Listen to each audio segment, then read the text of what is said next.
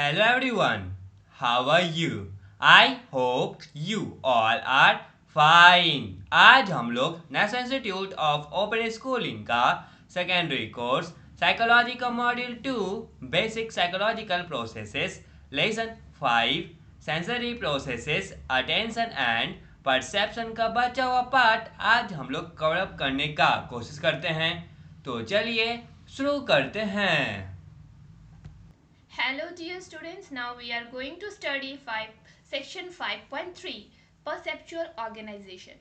Perception is an organized process. The most common form of perceptual organization is called figure ground organization, in which sensations are grouped into objects or figures that stand out on a planar background. Look at figure 5.2. Do you see a nose or two faces? Here are figure 5.2 which shows reversible figure and ground organization. हमारा जो perception है वो एक organised process है। इसका जो most common form है perceptual organisation का, इसको हम लोग बोलेंगे फिगर ग्राउंड ऑर्गेनाइजेशन, जिसमें जो सेंसेशंस होते हैं वो ग्रुप किए जाते हैं ऑब्जेक्ट्स या फिगर्स में, जब हम लोग प्लेनर बैकग्राउंड में स्टैंड आउट होते हैं। आप फिगर 5.2 को ध्यान से देखो, यहाँ पे आपको नोज दिखेगा या फिर आप दो फेसेस को देखोगे। Reversible goblet is a favorite demonstration of a figure ground reversal. Note that either the light portion or the dark portion can be perceived as a figure against a background. तो ये जो reversible goblet है एक favourite demonstration है figure ground reversal का। यहाँ पे आप या तो लाइट पोर्शन को डिटेक्ट करते हो या फिर डार्क पोर्शन को। जब आपने इस फिगर को देखा तो आपको सबसे पहले क्या दिखा, व्हाइट पोर्शन दिखा या ब्लैक पोर्शन, जिसमें आपका फेसेस दिखा या फिर उसके बैकग्राउंड का पिक्चर दिखा।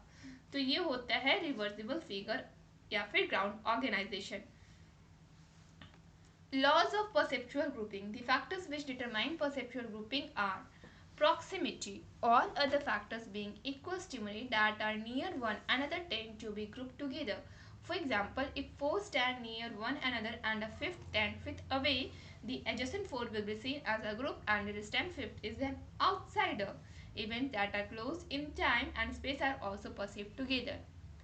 तो जितने भी फैक्टर्स होते हैं वो इक्वल होते हैं। इसमें स्टिमुली जो होता है वो नियर होता है या फिर उसको हम लोग जो भी नियर स्टिमुली होता है उसको हम लोग एक साथ ग्रुप करते हैं। एग्जाम्पल के लिए अगर कोई 4 इंडिविजुअल साथ में खड़ा है और जो पांचवा है वो उससे 10 फीट दूर है, तो हम लोग चारों को क्या बोलेंगे, उसको एक ग्रुप में डाल देंगे और जो पांचवा वाला उसको हम लोग आउटसाइडर कंसीडर करेंगे। और ये जो इवेंट्स होते हैं वो एक टाइम में क्लोज में होते हैं और स्पेस जो होता है वो भी एक साथ परसीव्ड किए जाते हैं। Similarity. Stimuli that are similar in size, shape और color tend to be grouped together. तो स्टिमुली जो होता है वो साइज में सिमिलर, शेप में सिमिलर और जो कलर होता है वो भी एक साथ ग्रुप किया जाता है। Continuity. Perception tends towards simplicity and continuity. Even if there are dots in a circular fashion, the person will be see them as a complete circle. जो परसेप्शन है वो सिंप्लिसिटी और कॉन्टिन्यूटी में होता है। अगर जो डॉट्स है वो सर्कुलर फैशन में, तो जो लोग हैं उसको क्या बोलेंगे कि ये कंप्लीट सर्कल है।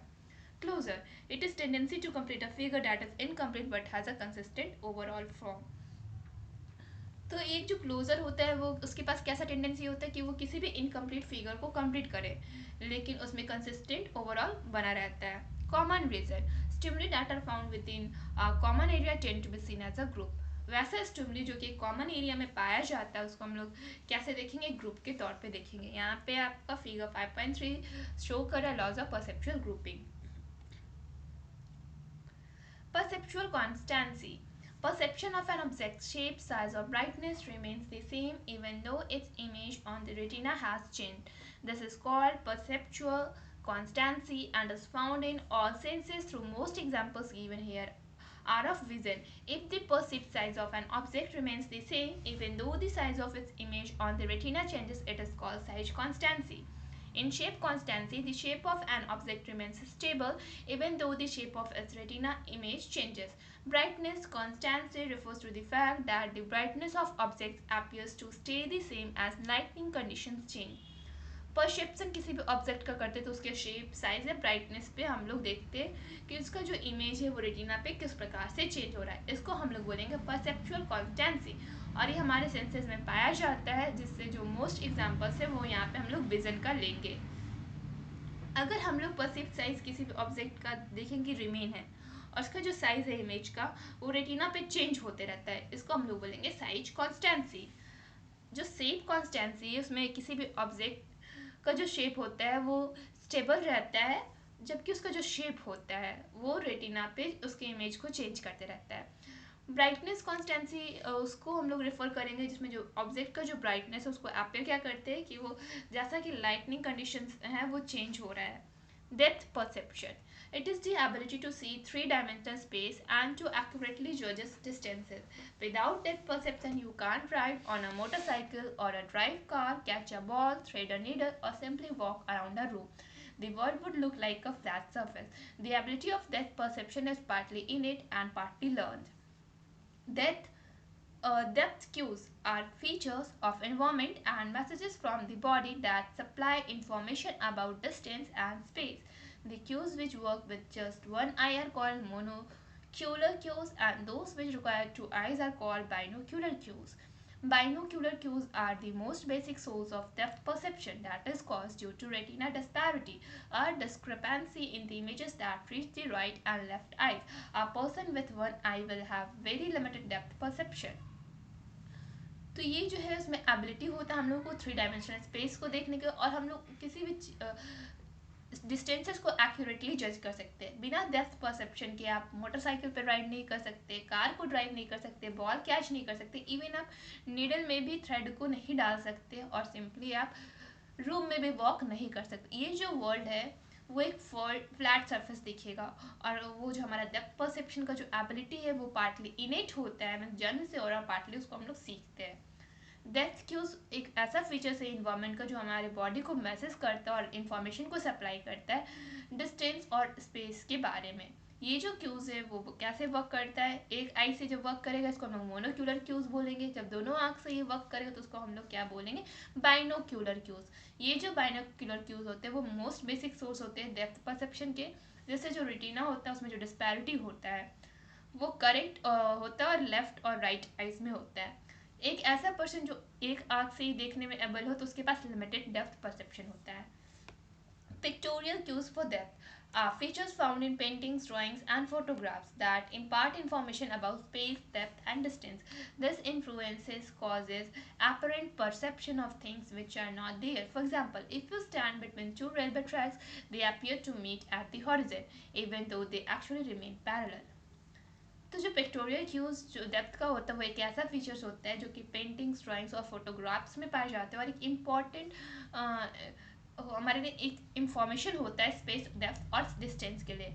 ये इन्फ्लुएंस करता है हमारे परसेप्शन को जो कि वहाँ पे होता नहीं। एग्जाम्पल के लिए अगर आप रेलवे ट्रैक्स पे खड़े हो, दो रेलवे ट्रैक्स पे, तो वो क्या दिखेगा, उसके हॉरिजन पे ये मिलता हुआ है, लेकिन एक्चुअली में आप जितना आगे बढ़ते जाओगे वो रेलवे ट्रैक्स आपस में कभी भी मिलेगा नहीं, वो पैरेलल होगा। लेकिन पिक्टोरियल क्यूज फॉर डेप्थ की वजह से आपको क्या लगेगा कि वो अपने हॉरिजन पे रेलवे ट्रैक एक दूसरे से मीट कर रहा है। Figure 5.4 shows three powerful illusions in drawing are known as Muller-Ayer illusion. The bottom line looks longer than the top line. Actually, they are equally linked. In drawing B, the Ponzo illusion, the top horizontal line looks longer. Again, both lines are equal. In drawing C, known as the horizontal vertical illusion, the vertical lines looks longer. Check with a ruler to see that it's not. जिसमें जो three powerful illusions है, drawing ए में इसको हम लोग मुलर Iyer illusion बोलेंगे। इसमें जो बॉटम लाइन है वो लॉन्गर लगेगा टॉप लाइन से, लेकिन एक्चुअली में दोनों लेंथ में इक्वल है। ड्राइंग बीइंग ये पॉन्जो इल्यूजन है, इसका जो टॉप हॉरिजॉन्टल लाइन है वो लंबा लगेगा अगेन, लेकिन जो उसके दोनों लाइन से वो इक्वल होते हैं। और ड्राइंग सी में हम लोग इसको हॉरिजॉन्टल वर्टिकल इल्यूजन बोलेंगे। ये जो वर्टिकल लाइन है वो लंबा दिखेगा, लेकिन अगर हम लोग इसको रूलर से चेक करेंगे तो दोनों जो लाइन है वो सेम होगा। Illusions are distorted perception of stimuli that exist, whereas hallucination is perception of objects or events that have no external reality. An example of illusion is the Muller-Lyer illusion, in which horizontal line with outgoing arrow heads appears shorter than the line with inward arrows. जो illusion है वो डिजॉर्ट करता है perception के stimuli को, जो कि exist करता ही नहीं है, एग्जिस्ट करता है। और जो हेल्यूसिनेशन है वो परसेप्शन ऑब्जेक्ट की उस चीज़ को परसेप्ट करके आपको दिखाता है जो रियलिटी में एग्जिस्ट नहीं करता है। एग्जाम्पल है इल्यूजन मुलर लेयर का, एक ऐसा इल्यूजन जिसमें जो हॉरिजॉन्टल लाइन है वो आउटगोइंग एरो हेड्स अपीयर्स करता है, जो शॉर्टर लाइन है वो इनवर्ड एरो से डिनोट किया गया है। Now here is in text question 5.3, try to solve all this questions. Well, chapter अभी कंप्लीट नहीं हुआ है। नेक्स्ट वीडियो में नेक्स्ट टॉपिक कवर अप होगा। तब तक के लिए इस चैप्टर का इंटेक्स्ट क्वेश्चन बनाने का प्रयास करें। That's all for today. Thank you everyone.